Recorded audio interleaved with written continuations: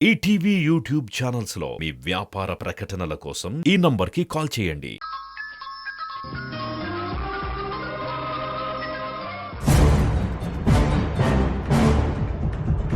తన పేరు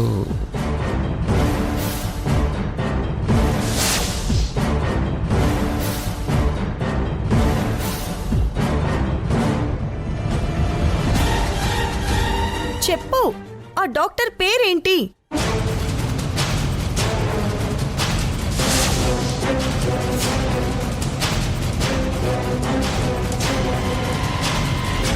చెప్పరా, ఆ డాక్టర్ పేరేంటి?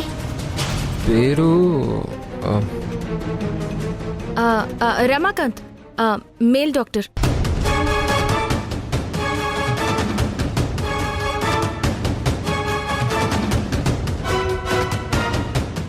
నేను అడిగింది నా కొడుకుని. మధ్యలో నువ్వొచ్చి దూరమేంటసలా? నిన్ను నేనేమన్నా అడిగానా? అడగలేదు. మరెందుకు కావాలని కల్పించుకుని మరి మాట్లాడుతున్నావు? అంటే యష్ తలకి గాయమైంది కదా, తను ఎక్కువగా మాట్లాడితే హెడేక్ వస్తుంది. తనకి ట్రీట్మెంట్ చేస్తున్న డాక్టర్ రమాకాంత్ గారు చెప్పారు.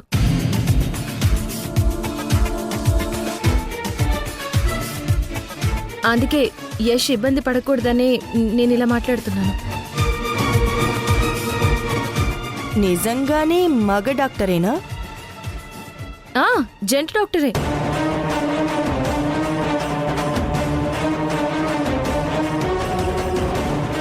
ఆయన్ని పని కట్టుకుని మరీ మీరు వెళ్ళి కాపాడాల్సిన అవసరం ఏమొచ్చింది? మేము పని కట్టుకుని మరీ డాక్టర్ కోసం మేం వెళ్ళలేదు.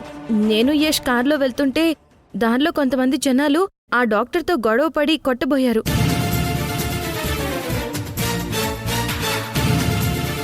అది చూసి మేమే వెళ్ళి కాపాడాం. ఆ గొడవలోనే యష్ తలకి గాయమైంది. డాక్టర్తో జనాలు గొడవ పడటం ఏంటి? అలా జరగదే. ఏదో ఆపరేషన్ ఫెయిల్ అయిందట. అది డాక్టర్ నిర్లక్ష్యం వల్లే జరిగిందని తగాదా పడ్డారు. ఆ డాక్టర్ ఎంతో మందికి నయం చేశారు. ఏదో ఒక ఆపరేషన్లో ప్రాబ్లం వచ్చింది. అది జనాలు అర్థం చేసుకోకుండా డాక్టర్ మీద పడ్డారు. ఏ డాక్టర్ అయినా తన పేషెంట్ని బ్రతికించాలని చూస్తాడే తప్ప చనిపోవాలని కోరుకుంటారా? అయినా ఈ భూమి మీద ఎవరు ఉండాలో ఎవరు పోవాలో అనేది ఆ దేవుడే నిర్ణయిస్తాడు.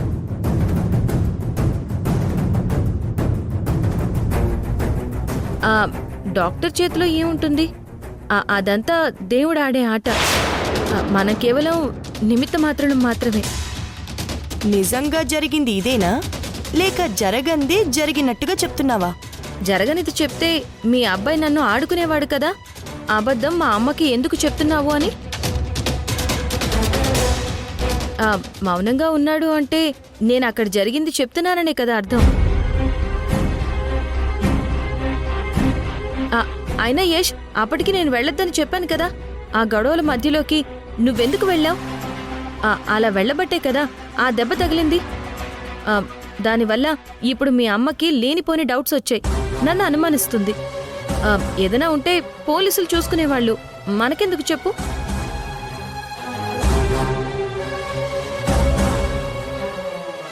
సింధు టాపిక్ డైవర్ట్ చేసి మేనేజ్ చేస్తుంది. జరిగింది దాచిపెట్టి ఏదేదో చెప్తుంది. ఎందుకు ఇలా చేస్తుంది?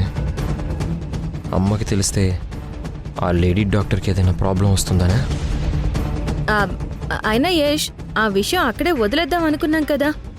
ఎవరికీ తెలియకూడదు అని చెప్పాను నీతో.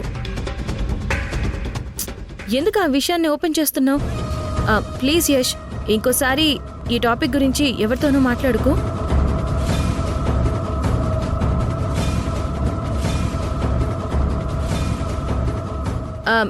సరే యష్, నేను ఆఫీస్కి వెళ్తాను. ఇనాగ్రేషన్ ఫంక్షన్ అరేంజ్మెంట్స్ చూడాలి కదా.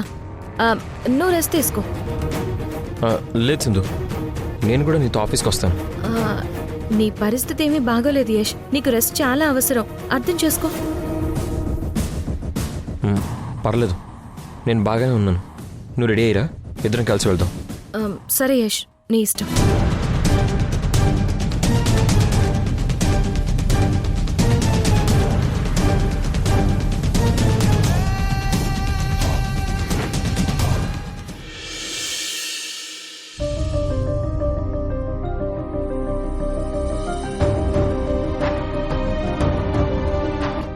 ఏంటబ్బి మీరు ఆఫీస్కి వెళ్తున్నారంట? దావత్ చెప్పింది. అవును సంధ్య. అసలే మీ తలకి గాయమై ఇబ్బంది పడతా ఉండారు.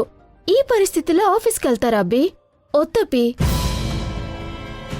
మీరు ఇంట్లోనే ఉండి హాయిగా రెస్ట్ తీసుకోండి. నేను డాక్టర్ని పిలిపిస్తానా? లేదు సంధ్య, వెళ్ళాలి. రేయ్, నీ భార్య వద్దని చెప్తుంటే వినవేంట్రా? సింధు ఉంది కదా, ఆఫీస్ పని తను చూసుకుంటుందిలే. అమ్మా, హెవీ వర్క్ ఉందమ్మా. సింధు ఒక్కతే చేయలేదు, తనకి బర్డెన్ అవుతుంది కదా. చూసావా అమ్మే, సింధుకి ఇబ్బంది అవుతుందని యష్ ఎంత ఫీల్ అవుతా ఉండాడో.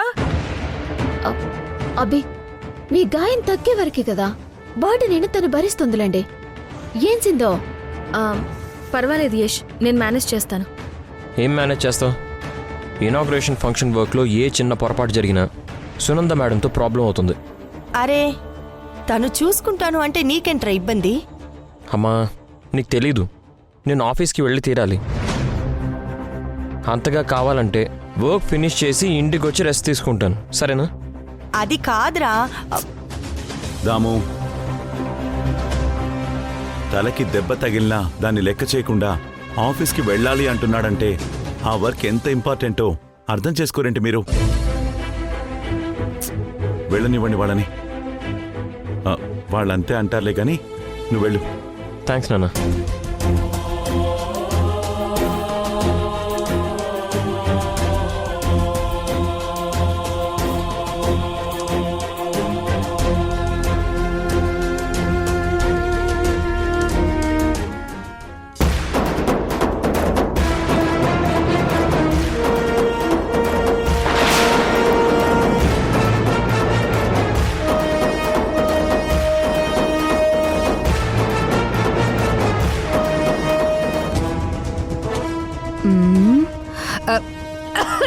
అబ్బా, మంట మంట.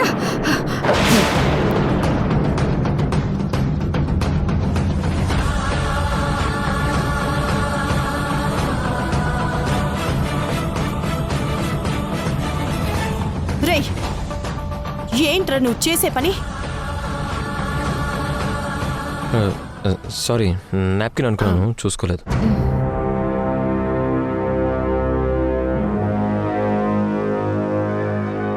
సరే, వెళ్దాం.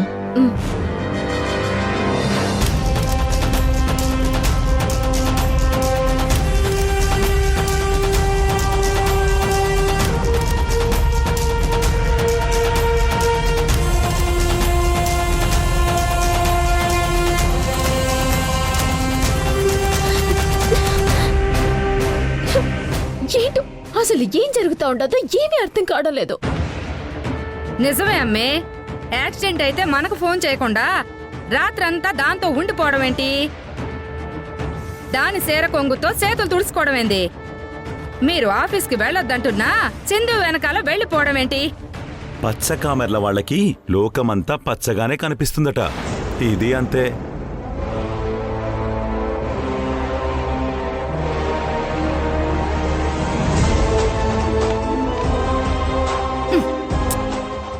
అమ్మో అమ్మో అమ్మో, అసలు ఇంట్లో ఏం జరుగుతా ఉండాది? ఎందుకు సడన్ గా మనుషులు ఎట్టా మారిపోతా ఉండారో? సింధు యష్లు నిన్న రాత్రంతా ఎక్కడో గడిపొచ్చారు. యష్ మేడ మీద బొట్టు, తలకి గాయం. ఏంటని అడిగితే యాక్సిడెంట్ అంటున్నారు.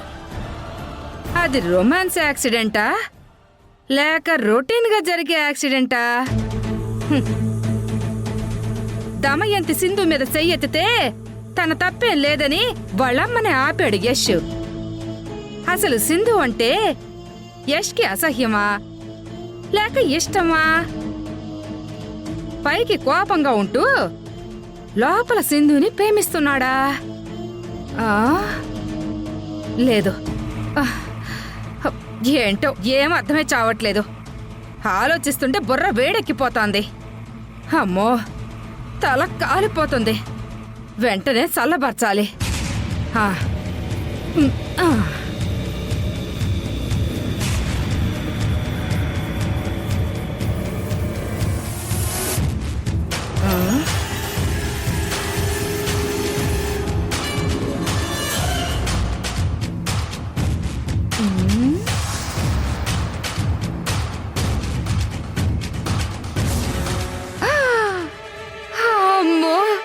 ఐస్ క్రీములు ఇవన్నీ నాకే.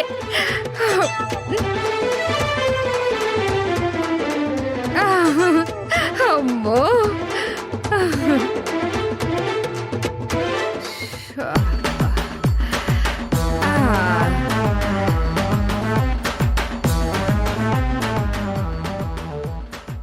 తల ఒక్కటే కాదు, బాడీ మొత్తం కూల్ చేయాలా, అంటే ఐస్ క్రీములు ఖాళీ చేయాలా.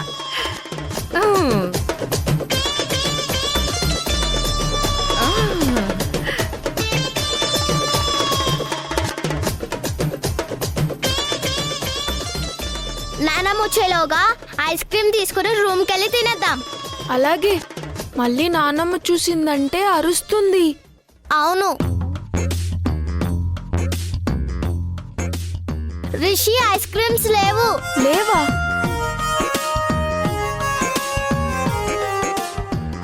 దీంట్లోనే ఉండాలి. ఏమై ఉంటాయి? ఏమో నాకు తెలీదు.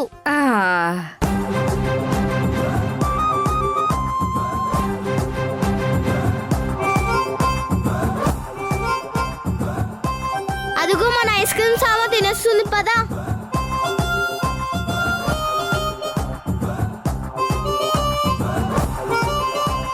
అవి మా కోసం తెచ్చిన ఐస్ క్రీమ్స్. నువ్వు తింటున్నావేంటి? మాకిచ్చి. నేనివ్వను.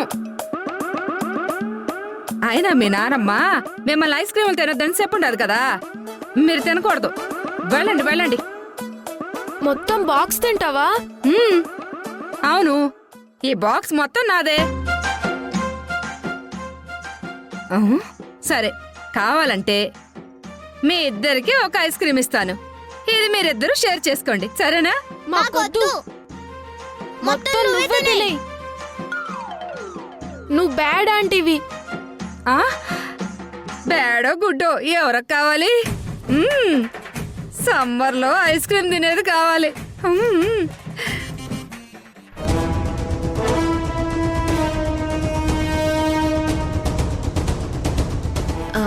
ఆ డాక్టర్ వాళ్ళకి హెల్ప్ చేస్తానని మాటిచ్చావు, మంచిదే. కానీ దానివల్ల నీకేమైనా అవుతుందేమో అని నాకు టెన్షన్గా ఉంది. అందుకని వాళ్ళ అవసరాలు ఏమైనా ఉంటే నేను చూసుకుంటాను. నువ్వు మాత్రం వాళ్ళ విషయంలో ఎంటర్ కాకుండా ఉండడమే బెటర్. ఎందుకలా అంటున్నావు? నీ గాయం చూసి మీ అమ్మ సంధ్య ఎంత కంగారు పడ్డారో చూసావు కదా. పైగా సాధువు చెప్పిన మాటల్ని బట్టి నీకు ఎప్పుడు ఏం జరుగుతుందో అని వాళ్ళు తెగ భయపడిపోతున్నారు. లక్కీగా నిన్న పోలీస్ వాన్ రాబట్టి వాళ్ళు పారిపోయారు, లేదంటే నీకెంత ప్రమాదం జరుగుండేది. అందుకే చెప్తున్నాను. ఆ సాధు మాటల్ని నువ్వు కూడా నమ్ముతున్నావా? నాకున్న ప్రాణగండం నిన్నటితోనే తప్పిపోయింది. అయినా నా గురించి నువ్వెందుకు ఇంతలా టెన్షన్ పడుతున్నావో నాకు అర్థం కావడం లేదు. ఆ డాక్టర్ నన్ను కాపాడింది కాబట్టి వాళ్ళని కాపాడి తీరుతానని, వాళ్ళకి సాయం చేస్తానని నేను మాటిచ్చాను. అందులో ఎలాంటి డౌట్ లేదు. వాళ్ళని కాపాడి తీరుతాను. అది సరే, నాకు విషయం చెప్పు.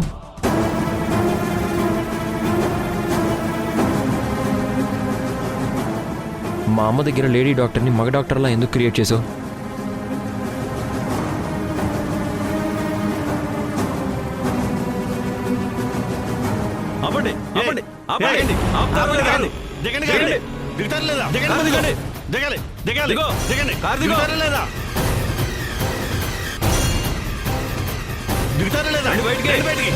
రండి.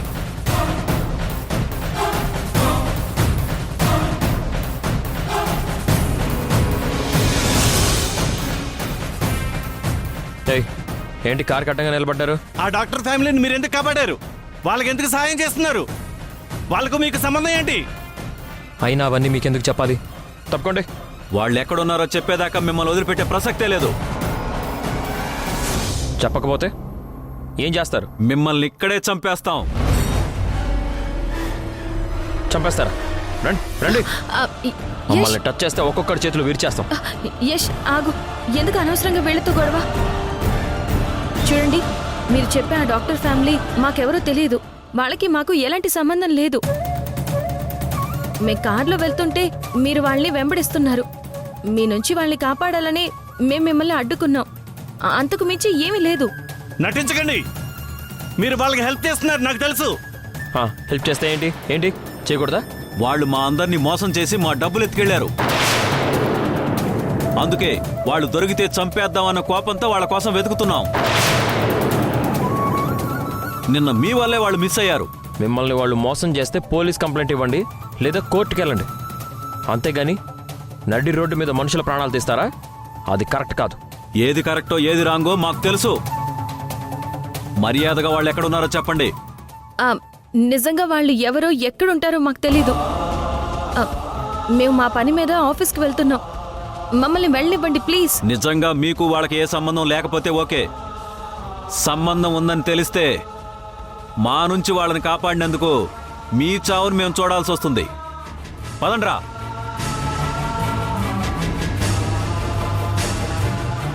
చూసావు గయేష్, ఆ డాక్టర్ విషయంలో ఈ జనాలు ఎంత వైల్డ్గా రియాక్ట్ అవుతున్నారు.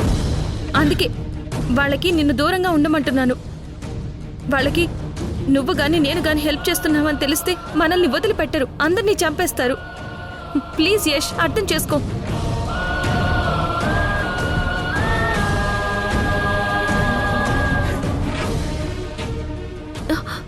యష్, యష్ ఏమైంది?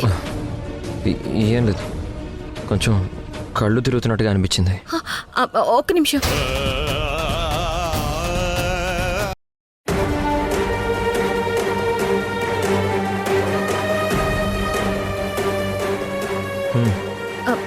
ఇప్పుడు ఎలా ఉంది? ఓకే. అందుకే చెప్పాను యష్, ఈ పరిస్థితుల్లో నువ్వు ఆఫీస్కి వద్దు అని. వినలేదు. చూడు ఇప్పుడు ఏం జరిగిందో. I'm all right. ఏంటి ఆల్ రైట్? వద్దు, పద ఇంటికి వెళ్ళి రెస్ట్ తీసుకో. ఈ సిచ్యువేషన్లో నువ్వు ఆఫీస్కి వెళ్ళడం మంచిది కాదు. ఏదన్నా ఉంటే నేను చూసుకుంటాను. ఏం చూసుకుంటావు నువ్వు? ఎప్పుడు ఆఫీస్కి వెళ్ళి బయట పనిలేగా నువ్వు చూసుకునేది. చెప్పింది ఏది పూర్తిగా చెయ్యు. ఓకే, నువ్వు రికవరీ అయ్యేదాకా నేను ఆఫీస్ వర్క్లోనే ఉంటాను, సరేనా? యష్, నువ్వు డ్రైవ్ చేయొద్దు, నేను చేస్తాను. రా.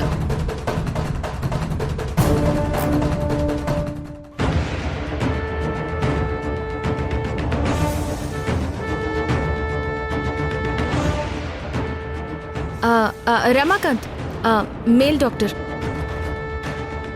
సింధు వట్టి మాయ మనిషి. దాని మాటల్ని నమ్మలేం అసలు. నేను నా కొడుకుతో మాట్లాడుతుంటే మధ్యలో వచ్చి డాక్టర్ రమాకాంత్ ఆపరేషన్ గొడవ తగాదా అంటూ ఏదేదో మాట్లాడి నన్ను గందరగోళంలో పడేసింది.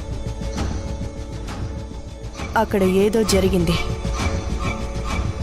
నమ్మలేం అసలు. సింధు జెంట్ డాక్టర్ సాయం చేశారా, లేక ఆ లేడీ డాక్టర్ డాక్టర్ రమాకి సాయం చేస్తున్నారా? ఈ విషయం గురించి తెలుసుకోకపోతే ముందు ముందు ప్రమాదానికి దారితీసే అవకాశం ఉంది. ఈ లోపలే తెలుసుకోవాలి.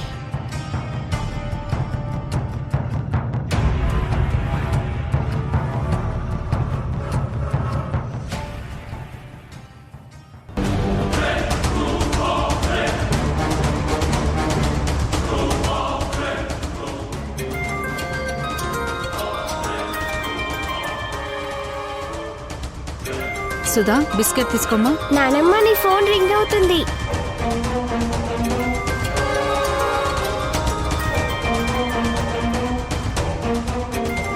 ఎవర్రమ్మా? దమయంతి. మాట్లాడు.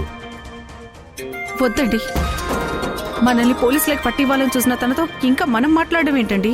మాట్లాడితేనే కదా తను ఏం చేయబోతుందో అన్నది మనకు తెలిసేది. పర్లేదు, లిఫ్ట్ చేసి మాట్లాడు. స్పీకర్ ఆన్ చెయ్యి. హలో. ఏంటి ఈ మధ్య అసలు ఫోనే చేయడం లేదు? సాయం చేయమని అడిగినా మా గురించి పట్టించుకొని వాళ్ళకి ఎందుకండి ఫోన్ చేయాలి?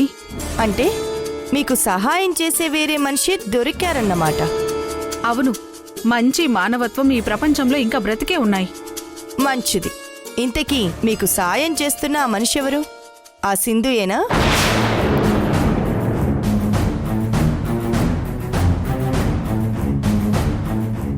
ఏంటి మాట్లాడరు?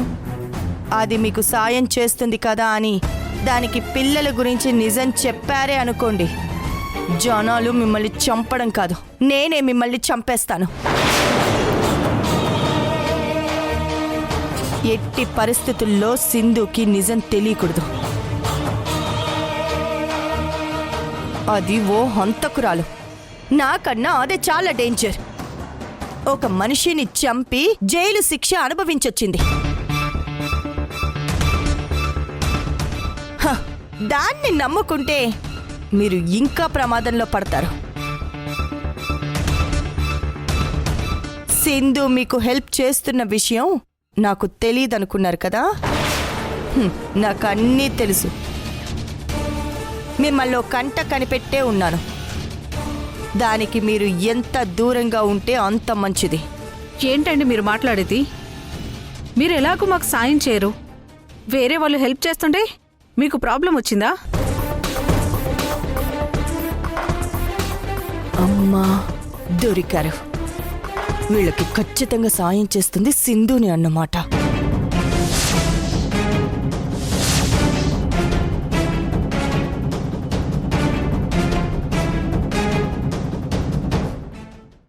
యష్ మంచి నిద్రలో ఉన్నాడు. ఇదే సరైన టైము.